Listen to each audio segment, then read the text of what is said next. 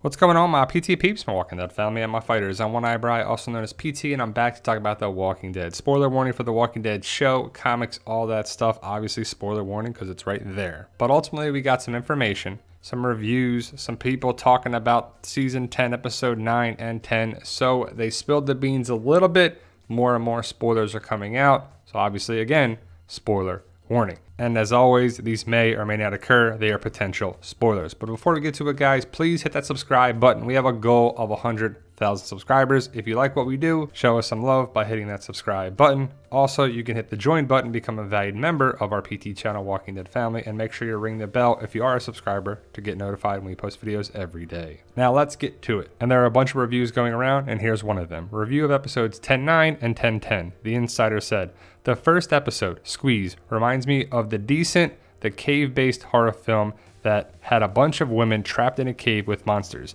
Here they are: Daryl, Magna, Connie, Jerry, Carol, Aaron, and Kelly. Unless I'm forgetting someone, and the monsters, of course, are the Alpha Horde she ran on down there. It's a very dark episode, and by that, I mean it's literally dark. How hard it is to see what's happening. Since the quality of AMC's viewers is not great, watching them on PC, so it makes it difficult to analyze the action in many scenes. Hope it's better on TV because it was really hard to see what was going on when I watched. The group must sail in the cave as they dodge the walkers and whispers entering the cave to try to kill them.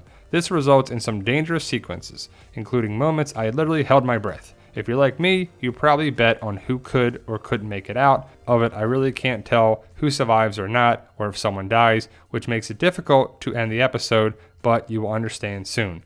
It's no surprise that at least some people come out of the cave, and those who don't, that doesn't mean they're dead, because we've seen people like Daryl in other scenes, and this whole sequence seemed a little bad, although maybe a lot of that was the filming and the darkness. So we'll have to see what happens. It's kind of crappy when episodes are literally dark. I know there was one in the final season of Game of Thrones that was like, whoa, it is way too dark. And I think the cave has to be dark because there can't be that much light in it, but we'll see if it's annoying. I can see when they do those things, but sometimes it's like, just make it a little bit brighter so we can see. And I know some people are like, just make the brightness on your TV. You shouldn't have to do that. But more and more spoilers are coming out. We know who survives. We know what happens with Carol and Daryl and the explosives. So we'll have to wait and see if it actually happens or not. But I'm just excited for the return of The Walking Dead. And I can't wait to see what's true, what's not, what happens, how does it happen, is it gross with Negan and Alpha? You know what I'm talking about if you saw the videos with these thumbnails. I hope you check it out. They go on to say, I really preferred the story of Negan and Alpha who accompanied this episode. This is the first episode. Many people predicted that a great comic moment would happen at the premiere here to surprise everyone. But I can say no, it doesn't happen here. Not yet. And not in the episode either. But even what happens between them, I can't get in either. Probably I can't get into it either. Just say it's a fantastic scene, but for reasons you can't wait.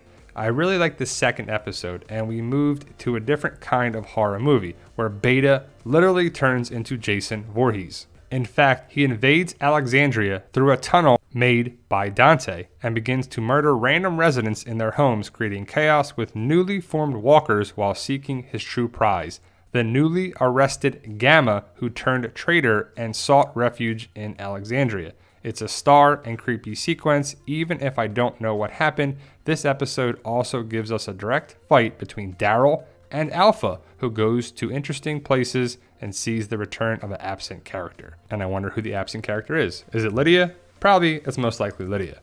But man, Negan and Alpha, what's gonna happen here? And like I said, if you know our other videos, you know what happens with them in the first episode.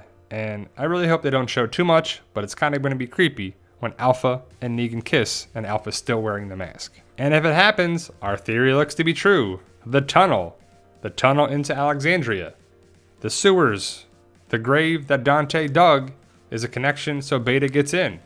Sounds pretty awesome. Sounds like our theory came true, guys. And Beta gets into Alexandria and causes chaos.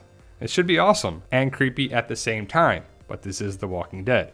So I guess Gamma comes here in the second episode after being outed by Negan to Alpha, and she needs help.